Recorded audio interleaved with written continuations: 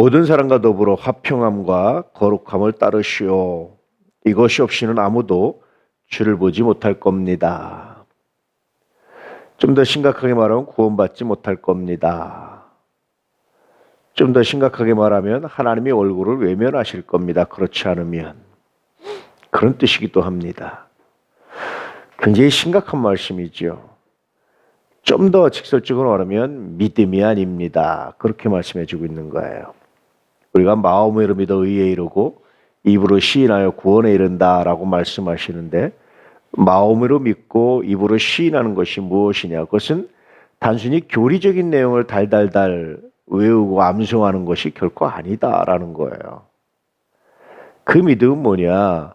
모든 사람과 더불어 화평함, 또 거룩함을 따르는 것, 그것이 그 믿음입니다.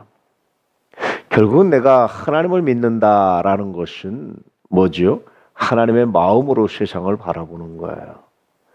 관점의 변화, 가치의 변화, 제가 종종 그렇게 말씀드리죠.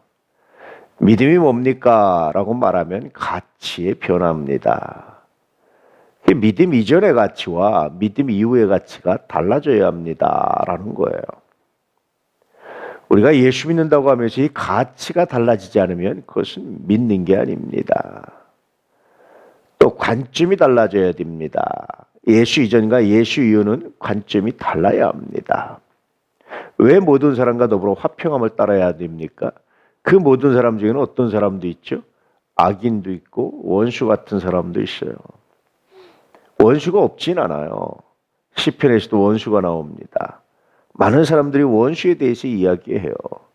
그런데 그 원수를 넘어서는 것이 뭐냐라는 거죠. 그래서 원수가 줄이거든 먹이고 목마르거든 마시우라는 말씀도 여전히 이건 관점의 변화입니다. 원수는 뭐 하는 거죠? 마땅히 죽여도 좋은, 죽이고 싶은 대상인데 그것을 관점을 변화시켜서 일단 그를 살리고 일단 그의 생명이 하나님의 것이다라는 생각을 하고 일단 그도 여전히 하나님이 사랑하셔서 나를 위해서 독생자를 보내셨듯이 그를 위해서도 독생자 보내셨다라는 사실을 기억하고 등등등 이런 것들이 관점의 변화예요. 이런 관점의 변화가 없이는 믿는다라고 말할 수 없습니다. 거룩함을 따르는 것도 마찬가지예요. 어떻게 하면 우리의 삶이 좀 더 거룩해질 수 있을까? 구별될 수 있을까? 악인들과 다를 수 있을까? 어떻게 하면 그럴 수 있을까? 이런 것들을 묵상하고 나누는 거예요. 여러분 이번 푸시케에는 얼마나 헌신들 하셨나요? 얼마나 준비하셨나요? 액수의 과다를 말하는 게 아닙니다. 얼마나 마음으로 준비하셨나요? 저는 한 해 동안 저금통을 모으는 것이 참 의미와 가치가 있었어요. 근데 요즘에는 다 카드를 쓰니까 잔돈이 안 생기는 것 같아요. 저금통 모으기 참 어려운 시대가 됐다라는 생각이 드는데 그 마음이 좀 다른 것 같아요.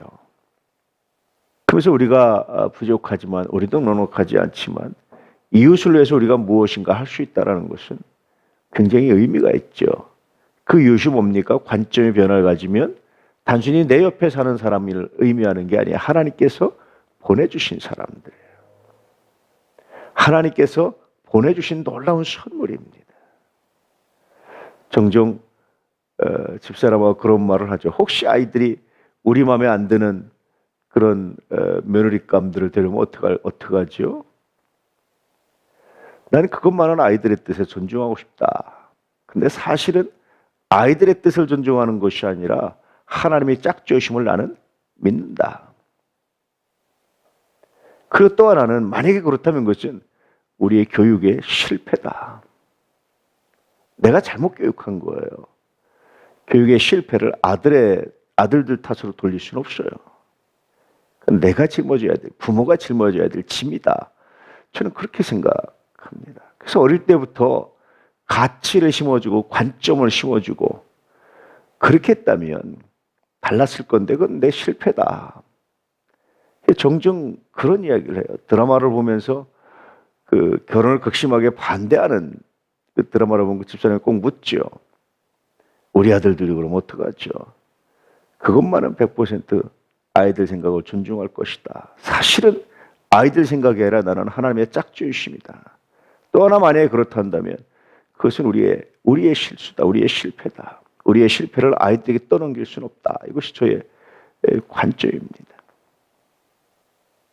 물론 그 전에 철저하게 교육하고 가르치는 것, 이것이 정말 중요하죠. 예수 믿기 이전과 이후는 관점이 달라져야 돼요. 예수 믿기 이전과 이후는 가치가 달라져야 돼요. 달라진 가치와 관점 중에 하나가 모든 사람으로 더불어 화평을 누리기 위해서 무엇인가 내가 감수해내는 것, 의와 거룩함을 따르기 위해서 무엇인가 내가 절제해내고 감수해내는 것, 이것이 예수 믿는 것이다. 이러한 믿음이 없이는 주를 보지 못할 것이다. 오늘 이렇게 말씀해주고 있는 거예요. 오늘 우리 도난 가족들이 이 믿음을 소중히 기억하시고 간직해내시고 이 믿음으로 살아내시는 거룩한 은혜가 있기를 주의 이름으로 축복합니다. 할렐루야. 아버지